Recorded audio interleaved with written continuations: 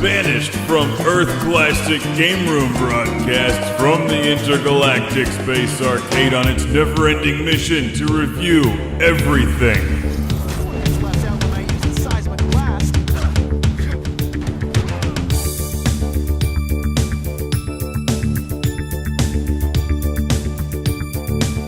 Spider-Man. And I've done some good. Put away a lot of bad guys. This is the amazing Spider-Man 2, being played on the PlayStation 4, a game that is less than amazing in pretty much every way, but when's the last time you played a truly great Spider-Man game? I don't know what it is exactly, but Spider-Man always seems to struggle in video games because he's a superhero, but he's a goody two-shoes superhero, so he can fight bad guys, but only within certain parameters. He can't decapitate them, or shoot them, or electrocute them, or impale them, but he can beat them up and, wrap webs around them. And while the fighting is predictable and okay, the web-slinging part of the game is just downright awkward. I'm not sure what they were thinking with the controls. You can kind of grab buildings to your left and right, or sort of zoom into a target in front. Was that from Batman? Am I thinking of that from the Batman games? It's almost like he's teleporting around town. You slow down time and find a spot, and then he just sort of zooms there, and it's easier to move around town like that, or just land on the ground and run around town on foot, and you can just tell Beanox and Activision were trying to put together a big budget style game on a super tight budget, because this has been done before. If you played any Spider-Man game in the last 10 years, you've played this.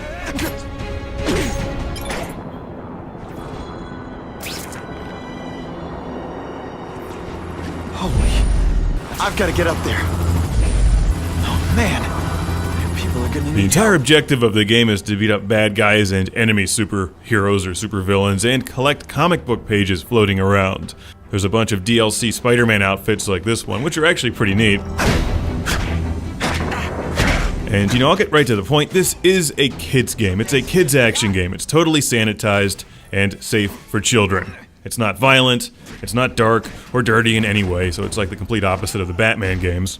But it's trying to copy the Batman games, all of which have gotten really boring and stale by now, so this is even more boring and stale, unless you're a kid who loves Spider-Man. In which case, it's probably pretty cool. So if your kids love The Amazing Spider-Man or the movie The Amazing Spider-Man 2, this is actually a pretty cheap, big-budget style game. Planet is that called fighting? And it plays like 1,000 other games you've played before, so maybe it gets the job done. I can't fault it for actually doing what it was probably intended to do. It'll take some of your money and deliver a mild Spider-Man action experience. Skip town? Give New York to freaks like you? No way! Wasn't this guy in G.I. Joe, or maybe he just kind of looks like Firefly? I don't know. The action is predictable. Here's one of many boss fights. We have to knock down the pillars to get Shocker onto the ground and then beat him up, and then he goes back up on the pillars and you do the same thing again. Gameplay-wise, this is totally predictable, but what's disappointing is the PlayStation 4 version, because this would look bad on the PlayStation 3.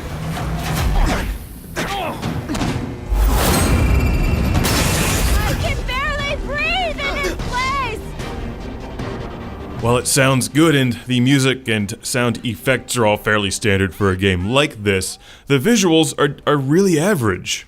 I kinda hoped they would do more with the city environment, because technically they could. Of course, it would just cost them more money. And because of all this stuff, it doesn't feel like they put as much time and effort into the game as Edge of Time or Spider-Man Shattered Dimensions, both of which I thought were pretty cool and did something a little bit different. Or how about Maximum Carnage, Spider-Man and Venom on the Sega Genesis?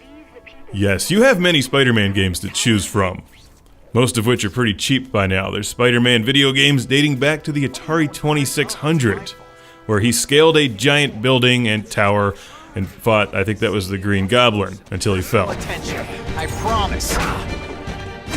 Spider-Man is just too good to be in video games. You can't eviscerate thousands of enemies like Wolverine, or hide in the shadows and choke them like Batman. Every time you play a Spider-Man game, it's like you're clubbing evil with a Nerf bat. The Amazing Spider-Man 2 is a game for your kids if they love Spider-Man. It's not a game for those of you who play a lot of video games, because you've played this before and it was done better. And you've got a press pass to get it with. Easy peasy. If this keeps up, they'll notice me for sure. I heard an alarm. We should go.